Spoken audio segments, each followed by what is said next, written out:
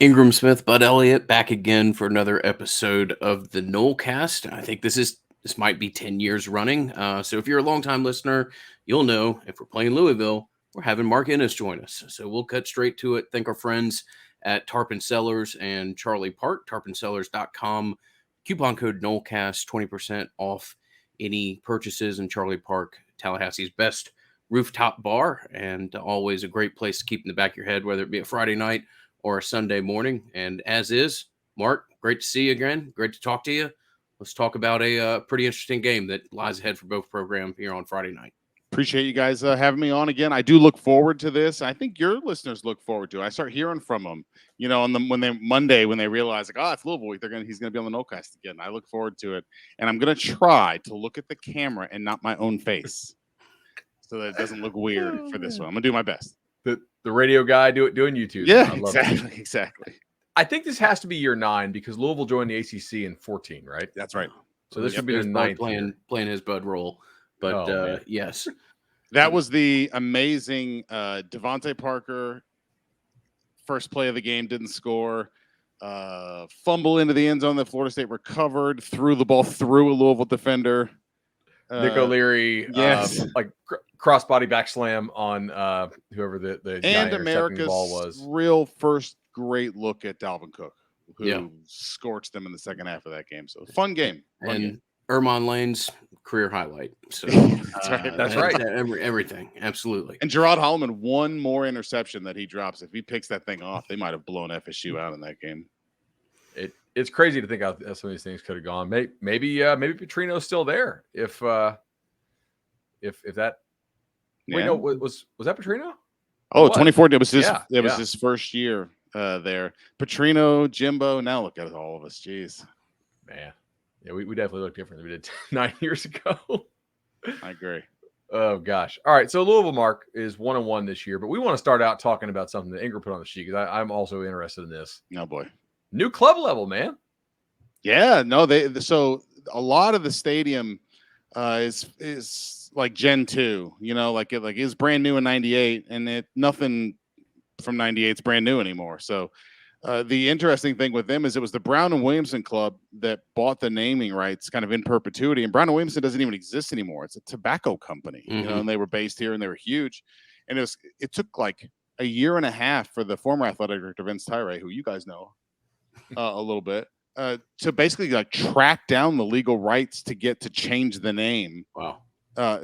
From like a European country that had kind of bought what remained of Brown and Williamson years ago. So it took them forever, but Angel's Envy is one of several local bourbon companies that's really big on U of L. They paid $4 or $5 million to completely renovate the thing, and it looks awesome. That stadium's come a long way, and it was already pretty fun. $4 or $5 million on the new club level, and can you confirm $4 million or so on a Wi-Fi system as well? I'm making it up there on Friday market. I'm excited to try this thing out because that seems like 1, a great investment, 2, larger number than I thought, and 3, if recruits can't post what they're doing on Instagram, are they even recruits at that point? So it's funny. Their fans were like, "Oh, I'm so excited! This is like and they've marketed as sort of fan friendly, but it's like this is for recruits to put their stuff on Instagram. Like, don't pretend this is for anything other than that." But it was like going into a black hole, on game days. And I just went up to Bloomington for when they played Illinois last Friday, and the same thing happens there, even more.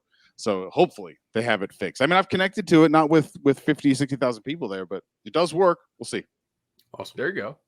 All right. So team-wise, this is a weird team to watch through 2 games. I'm not really sure I have a great handle on exactly who they are, but offensively, the passing game is pretty bad so far, but they've hit some explosive plays. The offense, they weirdly have one of the lowest rushing success rates in the country, but yet they also hit explosive plays. Is this just what it's going to be?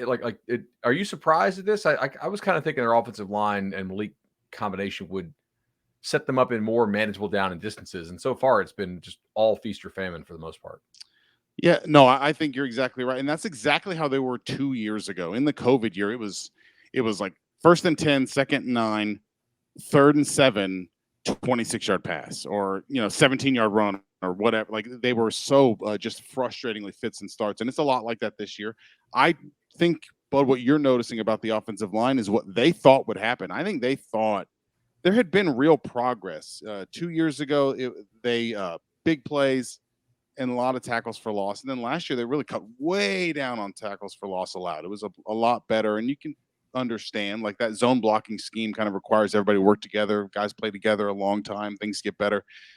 And then this year, I think they really thought they'd really be able to kind of muscle people up, and they have not. And against Syracuse, they lined up tight end and a fullback, or two tight ends, a ton, two wide receivers, and really tried to like bunch it up and really muscle them up, and it didn't work at all. It was awful. Against UCF, they spread it out a little bit more. I think they'll do the same thing with FSU, and I think they've realized, hey, we're going to read people. We're going to Malik and Tyon Evans, the transfer from Tennessee, who's looked really good so far. We're going to read people and play with a little bit more space. So I don't think it'll look anything like Syracuse. I think it'll look a lot like it did against UCF. Yeah, especially the second half of UCF, they look good. You mentioned the offensive line. They are almost dead last in the nation in terms of off. It's weird because we're 2 games in, and Louisville's actually played 2 legit opponents, and most people have not. But they are averaging 6 offensive line penalties per game so far this year, which is a lot. I mean, that's almost dead last. Thank you, Nevada, for saving them. There's always a Nevada. Always. Oh, gosh. Always. And 114th in havoc allowed so far this year. It's interesting to say they're going to spread them out. Ingram, I know you had a follow-up. Sorry, I was just No, I mean, it's interesting. Whenever I think of a Satterfield offense, I think of outside zone and then some of the play action and boots that come off it. But this offense has been even more run dependent than I would think. And again, Bud's right. We've only played 2 games. Louisville happens to be one of the few teams that's actually played 2 opponents so far. If I'm guessing on the health of running backs that aren't called Tyon Evans, do you think Jalen Mitchell goes and Cooley doesn't, or what do you expect from those two? Satterfield kind of said yesterday, don't expect to see much Jalen Mitchell, if any at all, and that you do expect to see Cooley. Haven't seen Cooley at all so far this year. The guy that sort of threw the monkey wrench into things is Jahar Jordan. The kid transferred in from Syracuse and is by far the smallest of the group, but he can fly. Like he can really run. And it'll be Evans, it'll be Jordan, and it'll be Cooley will be the 3. And I think the offense reflects that the line hasn't sort of taken that step where they're really mashing people. They've been very, very sloppy in terms of penalties, and that sort of thing. I think Syracuse, it's funny, the havoc rate, against them is bad. Lance Taylor was like, Syracuse defense is a havoc creating defense. And they tortured Louisville. It was just I think they'd love to flush that game completely. Like they would love a mulligan for that whole game. And then some of it's, I think, reflective of the fact that they don't have a burner at wide receiver to sort of make teams be a little bit more honest than they did when Tutu was there, or even Tyler Harrell a year ago, who really in the second half of last year kind of emerged as a deep guy and now is watching football at Alabama.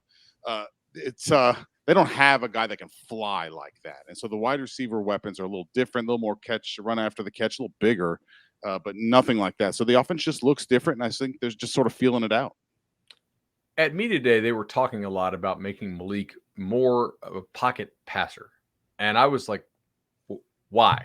Like, is this putting on a show for Pierce Clarkson, to show this offense can be more of a pocket passing offense? If you guys don't know at home, Pierce Clarkson is the Louisville quarterback commit whose dad is very involved in the recruiting scene and quarterback camps. And one of the reasons why they're getting a lot of kids, I think, to come along with him to Louisville. I don't know what you're talking about, bud. Of course not. 3-stripe life. So, in the second half of UCF, though, they were like, actually, we got to win some games. Can we just run Malik a lot? I assume that's what we'll see now going forward is Malik's legs.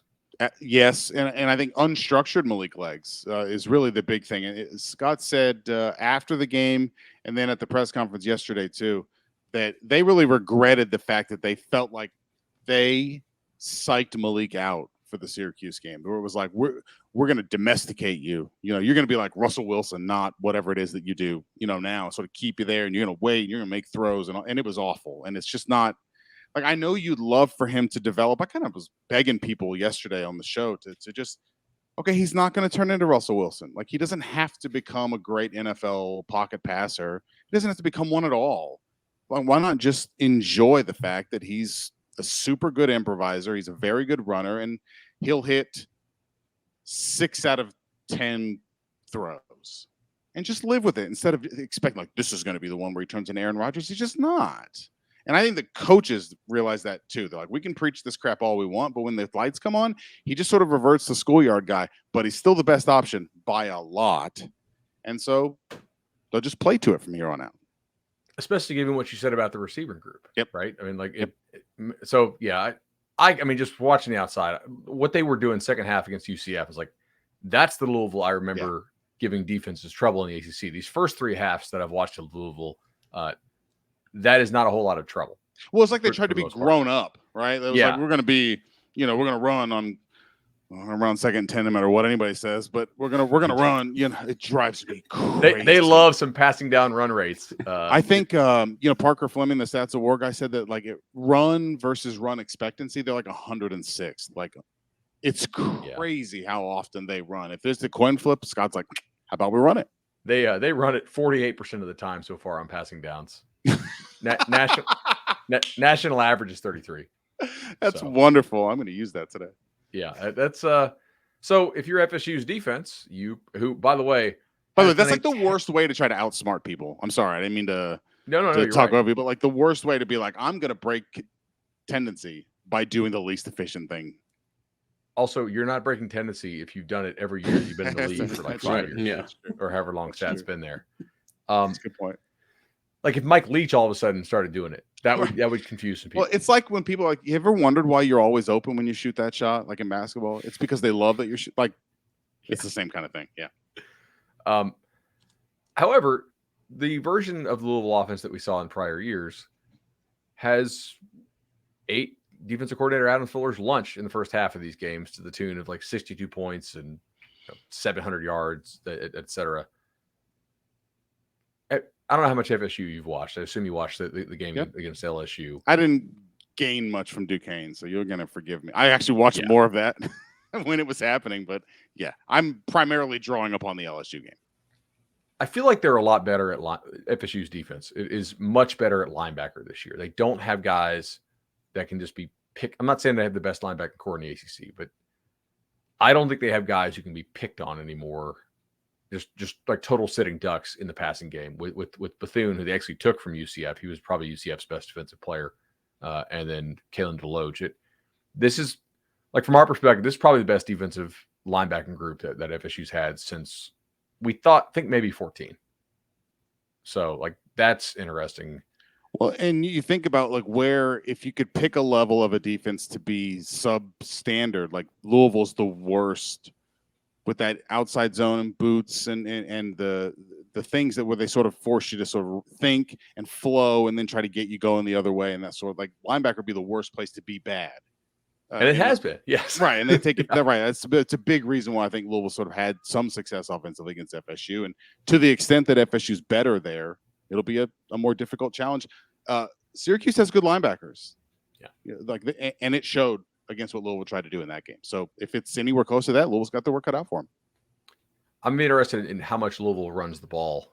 Like LSU did not run it very well on it. They didn't throw it well, but like Jaden Daniels scrambling around was their best option. Yeah. But it was sort of off script scrambling. It wasn't a whole lot of like zone read type stuff. I am curious if Louisville sticks with the early down run stuff, whether they'll involve Malik Sleggs more in some of the design runs. It's been like frustrating with what Louisville does offensively, because I think they've done a good job kind of being a first down passing team and play action on first down. But then whatever they gain by doing that, they just give it away by running on second and long, like over and over and over again. It's such an odd, I think Scott does things entirely by feel.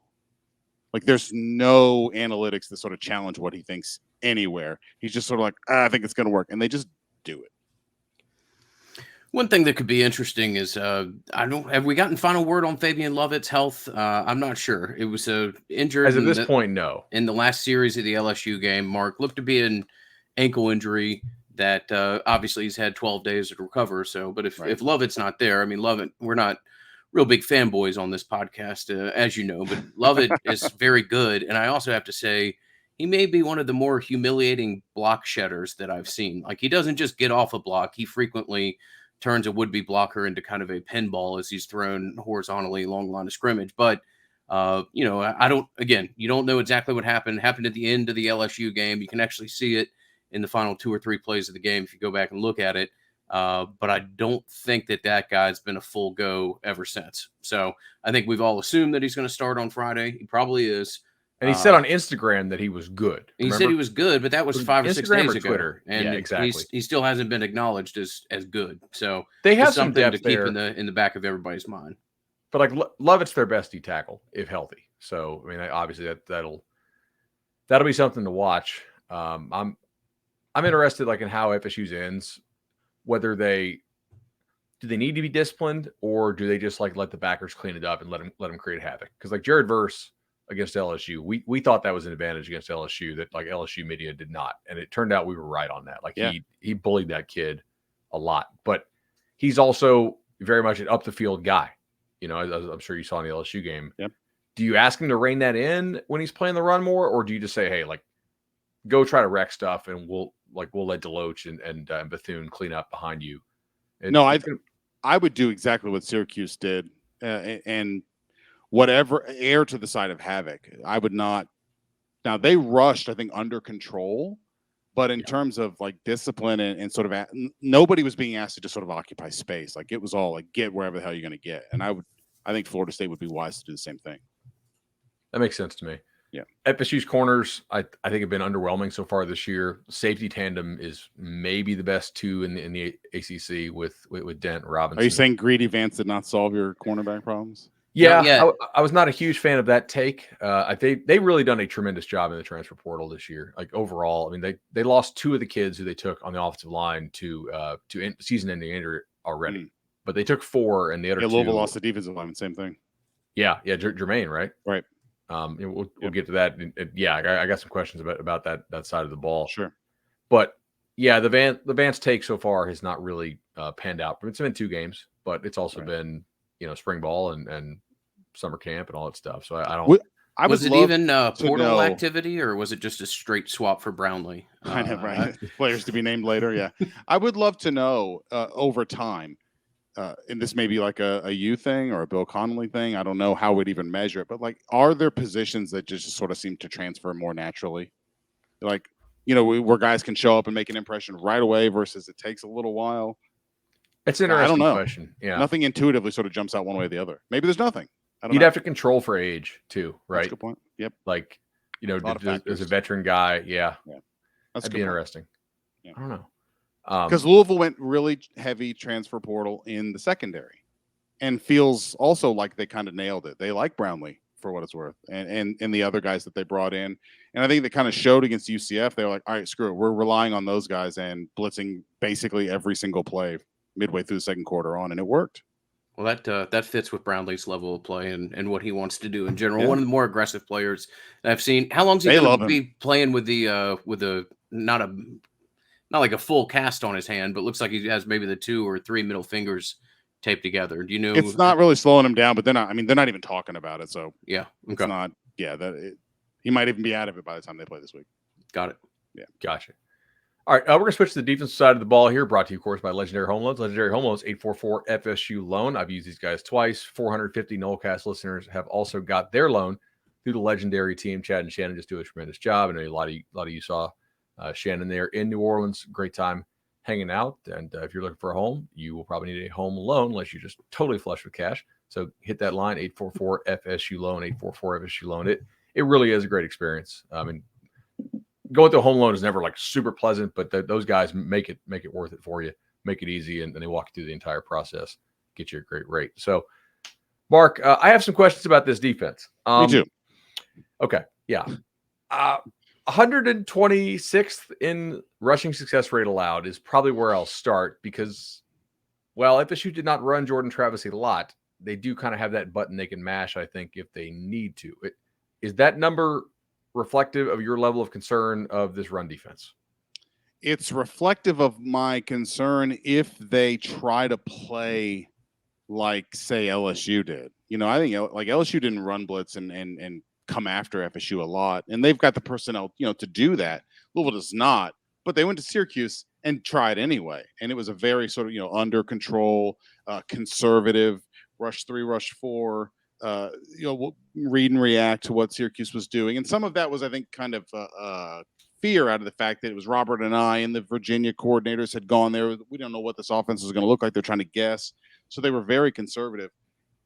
But against UCF, after at 14-7, it's like 11 minutes in the second quarter, they really did blitz every single play for the rest of the game. Yeah. And I would suspect you'll get a game plan similar to that. And it's kind of a what's our best option kind of thing here. Like, I don't think they're great anywhere, but they're probably like pretty good in the secondary. They got 8 guys they really like and feel good about. And then the front 7 is basically Momo Sonogo and Monty Montgomery, the 2 inside linebackers, pretty good. And the defensive line is not. The defensive line is meaningless. Like, they're just not. They don't disrupt almost anything. And so there's no dude this year. Like, I felt like every time FSU go up play Louisville, they would have one dude who's like, oh, okay. Like, there's no Sheldon Rankins or somebody, there's nothing like that at all. And if for them to be a good rush defense, they're going to have to run blitz. They're just going to have to. They don't have disruptors. And Jermaine Lole, they were hoping he would be that. The Arizona State transfer hurt his elbow in the first game. He's out for the rest of the year. And instead, they rotated a lot of guys and blitzed all of them all the time against UCF. Now, that worked because Plumlee is a terrible thrower. I could not believe the halftime interview with Gus, by the way. Like, did you? I don't know if you were watching the game on TV or if you made the trip, but man, what did he say? I don't recall. He goes, "We got to start throwing the ball against these looks they're giving us." I was like, "No, you're being baited. This is not what you should do. Like, Louisville's trying to trick you into not running it with your running back of a quarterback. Like, if you had 38 dropbacks, Mark." Well, let me ask you guys to like put Jordan Travis on a spectrum between Plumlee and Garrett Schrader. Okay, so or is he between them? You tell me. Prior, I would have definitely had him. I'd never seen Schrader. It's an interesting question because to me, Schrader had never been a good passer before. Yeah. And I think has been a much better passer this year through literally like one game. Jordan had the best passing game he's ever had against LSU. I think he had, like, depending on how you want to grade it, 0 or 1 turnover worthy passes. And he had a lot of big time throws. And it's a credit to LSU secondary that they tackled as well as they did. Otherwise, FSU would have had a lot more explosives. Like, I didn't think LSU secondary coverage wise was amazing, but they got guys on the ground quickly. You didn't see a ton of like explosive run after the catch type stuff. So, I mean, if Jordan can play like that, then I think he's potentially right there on, like, he's playing as well as Schrader's playing through the same number of games to me. I've never seen him throw the ball like that. So obviously it's going to be like, whoa, can you continue to do this? He's definitely a little bigger if you see him. Like, he's got that whole I'm 23. Yeah. I've put on a lot of weight since I transferred from Louisville type thing going on. Yeah. There's some like grown man maturity about him right now.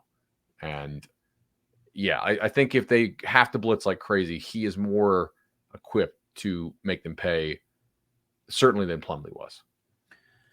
I also think that had Florida State not started out 0-4 last year, that people outside of Tallahassee would have paid more attention to the back half of the season that Jordan had. And it was much, much improved and very much, en route to the player that, you think he's blossomed into at this point. I agree with Bud was making throws against LSU that we haven't seen. And a lot of his more impressive throws were dropped, and probably his least impressive throw was the flea flicker throw, which was just took a while to get out and kind of underthrown. Yeah. But we'll have to see. It certainly looks like he has made significant progressions as a quarterback. Well, I would still expect, I just don't think Louisville's got tons of options in terms of a way to attack what FSU does. I think I see an offensive line that's certainly better than it has been with Florida State the last couple of years. I think they'll look at this and say they've got to do something pretty close to what they did against UCF. This is a team that has a running quarterback and can run the ball well and throw it well enough. And with UCF, they kind of dared Gus to just sort of throw your home run balls. It almost looked like the old Baylor offense. It was like they're just going to just these huge chucks, and we either catch them or we don't, and that's it. And UCF couldn't do it at all. I suspect it will be a bigger challenge for Louisville this week than UCF was. Although I think UCF's got good receivers. That what they did with them was terrible. Yeah, Gus's drop back stuff is bad, man. Well, Scott's drop back stuff is bad. Well, they're both like running play action type coaches. They would never throw it if they had to. Like if Right. they could, they would never throw it. And then Gus just decides, hey, we're going to break this out. We're a throwing team. And I'm like, look, you can beat. I thought they could have beaten Louisville sticking with the run game. Like Plumlee was going to pop one, I think, just with how athletic he is. But 38 dropbacks. I don't know if you saw the EPA stat I put out, but they were 100 percentile in that game, by the national average of efficiency on run plays. 2.9 yards per play in the second half. Yeah, terrible. Like Louisville shouldn't be able to do that to anybody. No. Okay, I got a question for you here. Given how much they've blitzed, right? Are you surprised that Louisville has been roughly okay at explosive play prevention compared to their success rate? Like, I would think, okay, a really heavy blitz team is giving up some explosives when they miss, but the success rate is not that great because they are knocking people off the ball, getting them behind schedule, that kind of stuff. It's weird. Like, they give up a huge success rate and almost no explosives in comparison. Louisville's numbers are really weird though, because it's almost like two different teams.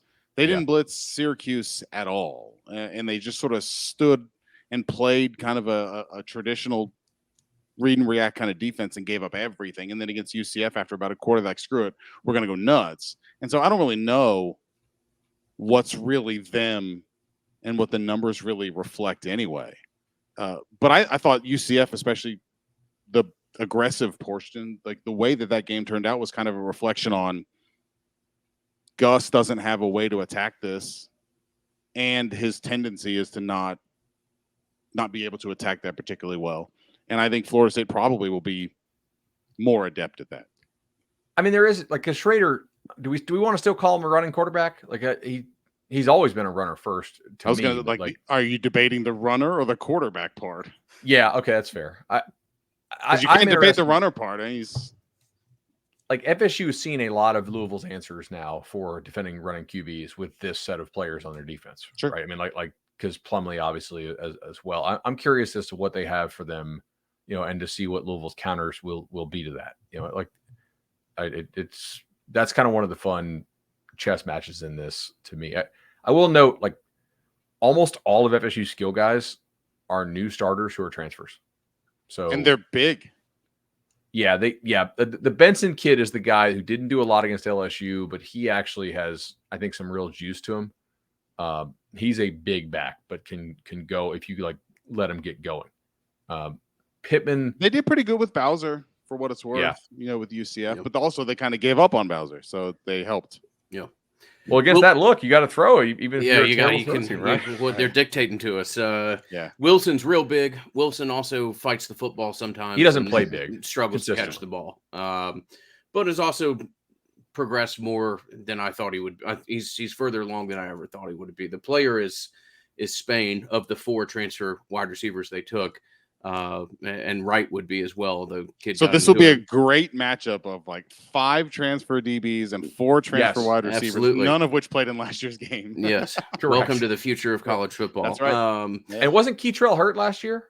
The not by the stud corner? Not by the FSU. She might have been. It was around, maybe even in the FSU game. I don't recall when he got hurt, but yeah, they didn't hardly have him. So.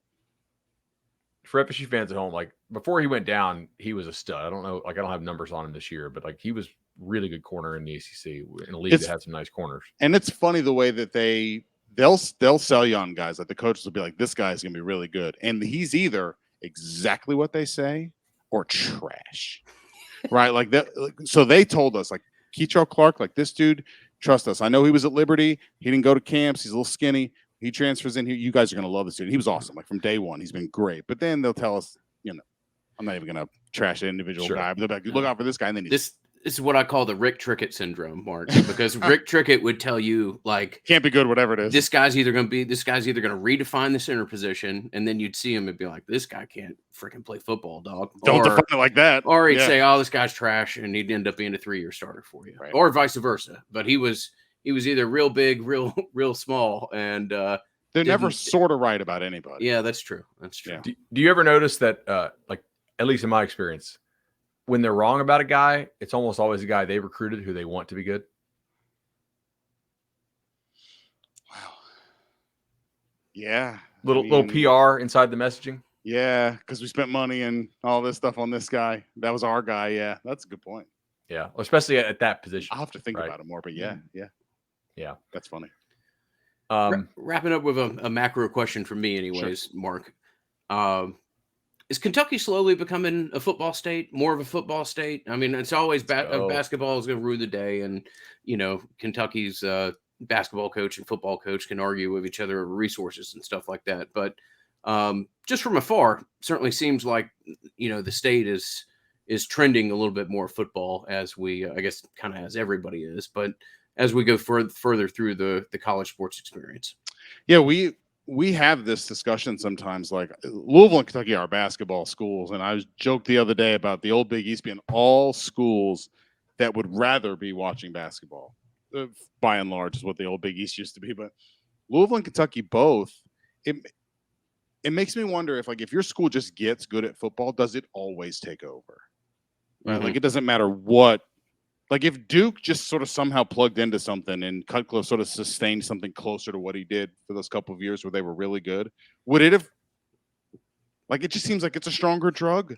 And I do. I think it is growing and sort of seeping in. And Louisville, interestingly enough, like, Kentucky's just been bad, but they've been playing big football for a long time, just not very good. Now they're good. Like, now they're really good.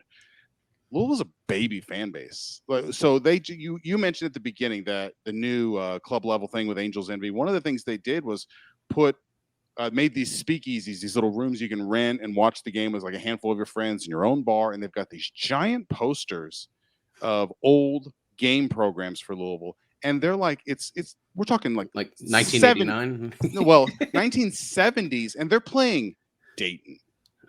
Right. And Elon. Yeah. In the 70s, guys, Louisville was playing that. And so Louisville's got about a generation and a half of major college football under its belt. And it's amazing they've been able to sort of fake their age the way that they have. But yes, to answer your question, it is kind of taken over.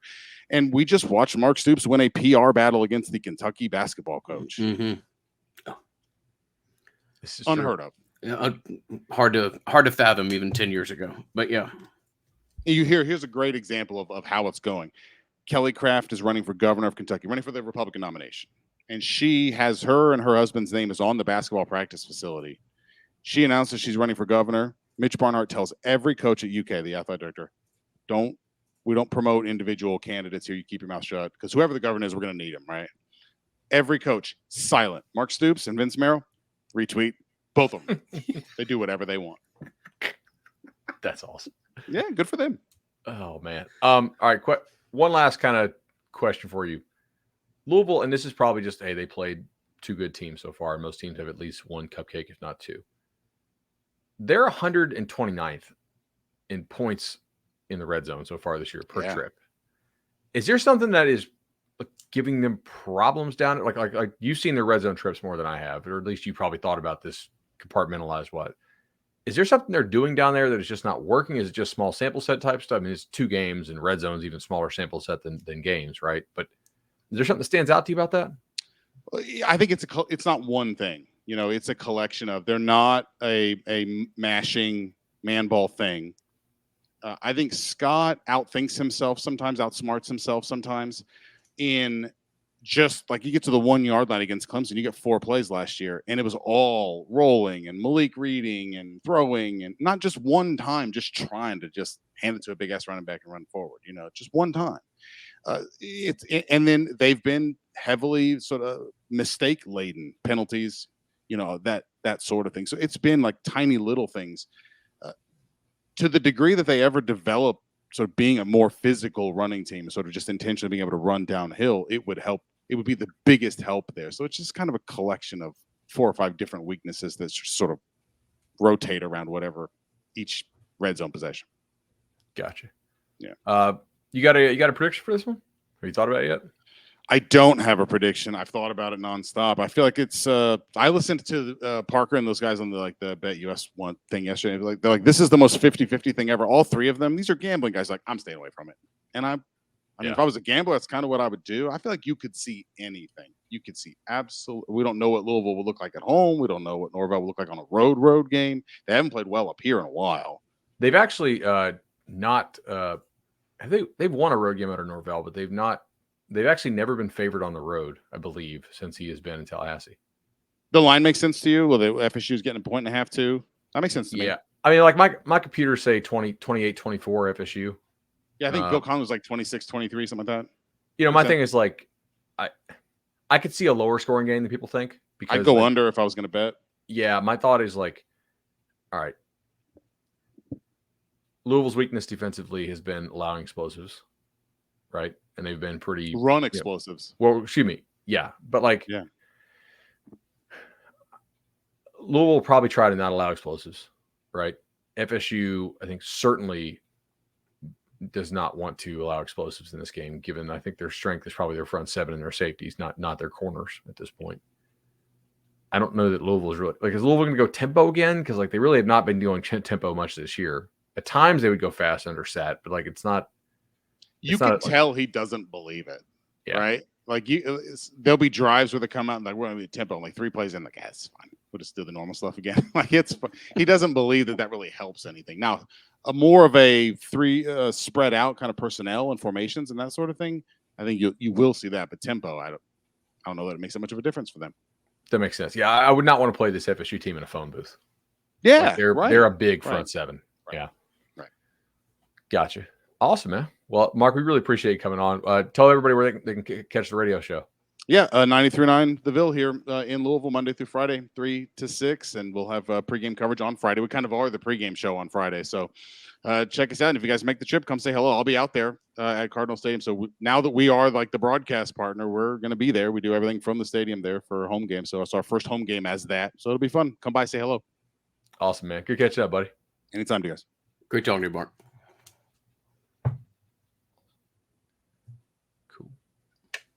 All right, awesome. So let's go ahead and get into our Prize Picks segment now. Prize Picks, of course, sponsoring the show this year, and we have a couple of Prize Picks to talk about this week. You can use our promo code Nolecast. Promo code Nolecast. You can also use our download link in the show description, both on. Can we see iTunes again? Are we back on Apple Pods? Yeah, it looks like we're loaded for the time being. Absolutely. All right. Here and also now. YouTube, Spotify, everywhere that you like to find us. We have a couple picked out, and these are mostly from Ingram this week, and I think he's on the right track here, man. I like what you have. Why don't you let the people know what our prize picks are for this game and maybe also throughout the weekend? Yeah, so the 2 that jumped out at me, the game, well, there's 3 from Florida State's game. There's also, because we're recording a day earlier, not all of the options are available as of right now. I particularly have an eye on a couple games that haven't quite made their way to the Prize Picks board yet. But hey, look, I don't, we try to pick what we think we're going to happen, not what is going to happen. Personally, Tyon Evans, the Louisville running back, with a fantasy score at 11.5, I think that may be a shade under. I'm going to go over there. Malik is at 205.5 and Jordan is at 225.5. 225.5, bud.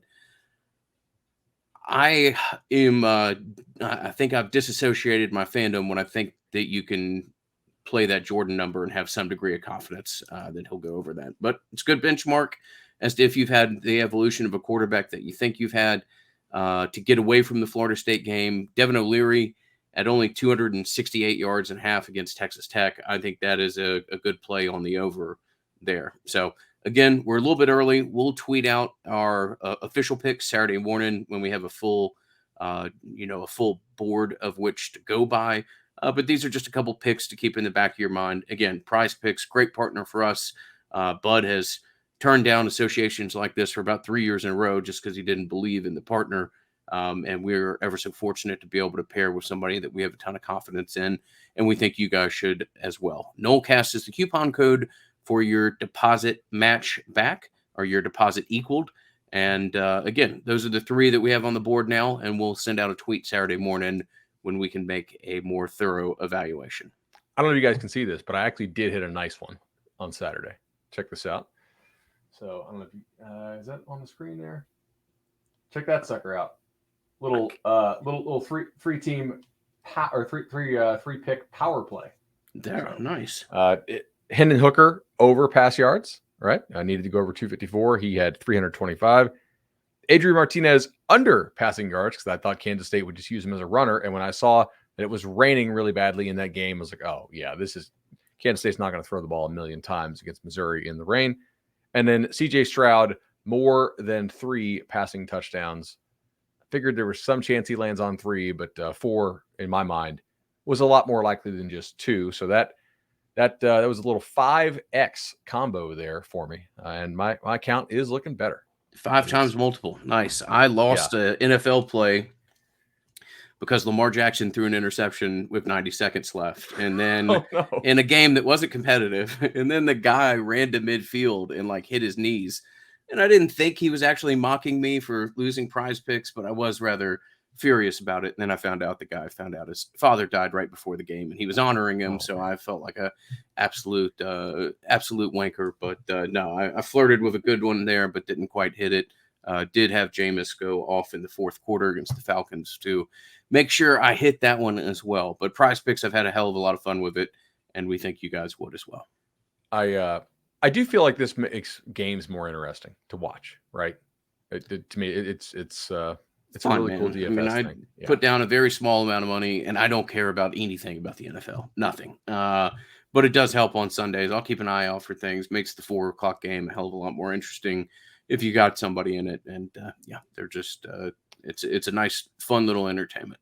Your guy Jameis came through, by the way, late. Oh, I mean, big time. He waited, and then he looked like Jameis 2014 for about 18 minutes there. Pretty incredible, and continues to give some of the most hilarious quotes. Some of the favorite stuff I do. Obviously, I love the hell out of the Nolecast, but I do a pod in the UK talking about American sports and trying to explain to Scottish people about the hilarity that is Jameis Winston is maybe the favorite thing I get to do in podcasting. Absolutely. That is awesome. He said it just hurt. It hurts all over. But that's Jameis. All right. So final segment here for today's preview show. I wanted to get this out to you guys as quickly as possible because this is a Friday game. This segment brought to you by Congruity, man. I know you've had a ton of success with Congruity with your own business and also with a number of Nolecast businesses. I love Matt Lewis. We love Matt Lewis. Our listeners love Matt Lewis. It is not just the individual. It's once you meet the guy, you realize how thorough he is, and you realize how focused he is on helping your business. Then you realize that everybody else behind Matt Lewis at Congruity is really exceptional, and they have a level of product that I can only speak to my own personal experience with it, but absolutely blew away what my company was getting previously from their payroll and HR support. So congruityhr.com is the website, as 2 other people have done this week. If you wish to reach out to me, whether it be direct message on Twitter or an email for an introduction to Matt and his team, more than happy to do so. All right, man. So what would this mean for Mike Norvell and this FSU program if they go out there and get the win? I don't know if you check the polls, and I don't really care about polls. Like, I make my own power ratings, so I don't really pay attention to the polls that much. But I did see on our social media, people tagged us, why isn't FSU ranked? If they win this game, they're a ranked football team, right?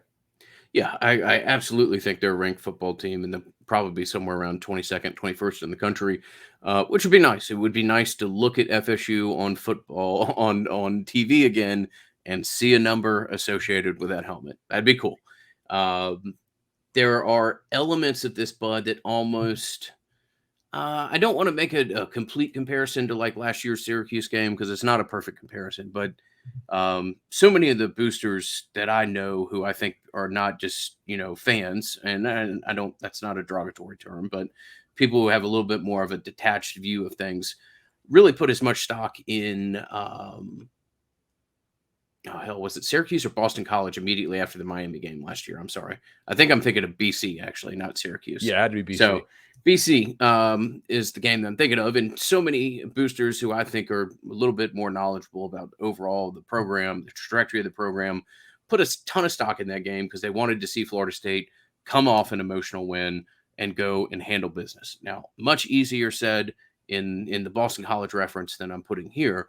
But if you're a Florida State team that can get over beating LSU in the manner that you did, have the extra work, and then go up there and put a complete performance together, this program will be riding as high as it has since Dalvin Cook carried the ball. I mean, it will be a significant moment, and obviously it will do wonders for Mike Norvell. It will be the ultimate tonic for the negative recruiting that has transpired over the last 6 months or so as to, oh, Mike Norvell won't be there, et cetera, et cetera. And also, and this is just a thing to keep an eye on, Florida State could have a scholarship problem, bud, and it could be a good problem to have because you're going to have some very desirable interest from inbound transfer portal kids. If you continue to prove that you're a competent program that can bring in kids, plug them in for a year or two, and change their trajectories to where they're going as professionals. There's an awful lot riding on the line in this game, especially at edge rusher. Right? I mean, what if Verse ends up? Well, if Verse plays a bunch more games like he played. What you're doing with Jamie in the secondary, what you're doing at the wide receiver position. If you continue to have success with Benson, I think Florida State sets itself up in a position to make up ground in a faster manner than maybe we could have projected. Jordan was a transfer, by the way, so you could claim quarterback, right? Actually, Mike Norvell's success with transfer quarterbacks stretches back years. I mean, he like almost all of his best quarterbacks have been transfers. Mm-hmm. So I could see, or maybe you're able to keep a quarterback home who, like hypothetically here, could Jordan Travis make more in NIL than he could on an NFL practice squad? I think so. Like how old is Jordan? What was his birthday? Just thinking about this. Travis would be. See, they used to list birth dates on these bios, and now I don't know if they do. I mean, he's a redshirt junior, right? He was class of 2018. So that would be a 6th-year player for FSU. So that would be like his age 24 season. Man, I'll tell you what. Like people will disagree with this. I think Jordan Travis, if he came back for one more year, unless you think he's getting drafted, and I don't think he's to that level yet. I could be wrong. Hopefully, I'm wrong. If I'm wrong, that means FSU's having an awesome season. But if he plays like one of the best ACC quarterbacks this year by college standards, which includes the legs, he could make multiples in NIL money to be a 24-year-old, come back, do the Chris Winkie thing, get your master's. Like he can make multiples of what he would make on an NFL practice squad. Right? Yep. Yeah. If he continues the way he is, I could see Jordan Travis potentially making like $200,000 worth of NIL money or something like that next year. That is multiples of what you're going to get out there. And maybe I'm underselling him there. Obviously, we'll just have to see what happens, how he progresses. And also, if you've got a booster base that thinks that you might be able to turn that corner all the quicker, and another year of Jordan Travis will let you navigate that. Not to mention that we're all concerned with what's there. If it's not Jordan, then absolutely. You could look at a young man that gets paid quite nicely in a manner that's just not going to be available anywhere else. So 100% agree. All right, man. Do you have a prediction on this game? I like Florida State winning by a point, bud. And I don't, 27-26, somewhere in that area, 28-27, whatever it is. I think you're in the mid to high 20s, and I think Florida State wins by 1. I'm going to go FSU 27, Louisville 23. I think FSU gets this done. I do think that Louisville – I mean, look, there's a version of Louisville that beats FSU. There's a version of Louisville that gets blown out. I do not think FSU is going to get blown out. Like, I have a hard time seeing that unless the offensive line just regresses a whole bunch and Louisville's defense is just much better than I realize. And I don't necessarily think that it is. I do trust Jordan to score points in most games at this point, and I feel like FSU's defensive line is pretty good. They're going to have to play really well at linebacker because Malik's a good college quarterback, especially now that Louisville's not trying to make him into this pocket passer stuff like we talked to Mark about. I mean, obviously, 27-23, that doesn't mean I'm going nuts in terms of taking FSU here, but I think that's kind of what we'll see. Something in that range. Maybe it shoots out. If I'm FSU, I'm challenging Louisville's offense to be consistent.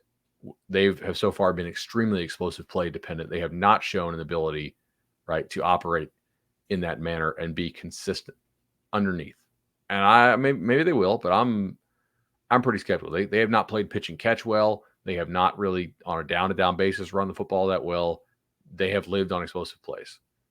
Can you be consistent? Sort of what FSU did to LSU, honestly.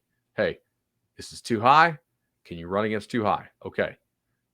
If you can, maybe we'll cheat a half. If you get us on that, all right, well, then we got to drop down another one, and then it's potential to open up explosive plays, and you might be in some trouble. But maybe you let that front eat, see how it does, and just see if you can contain Louisville. And this is another game you'll have to be good in the red zone. Louisville's been a bad red zone team so far. You have to make that continue, in my opinion, because I do think they'll move the ball on you some.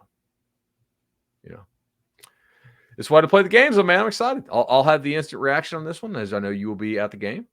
Happy to hand that responsibility off to you, bud. Look forward to it. And I am very, very excited about getting a chance to go up there on Friday. So it'll be fun. Awesome, man. Looking forward to it. And with that, this has been the Nolecast.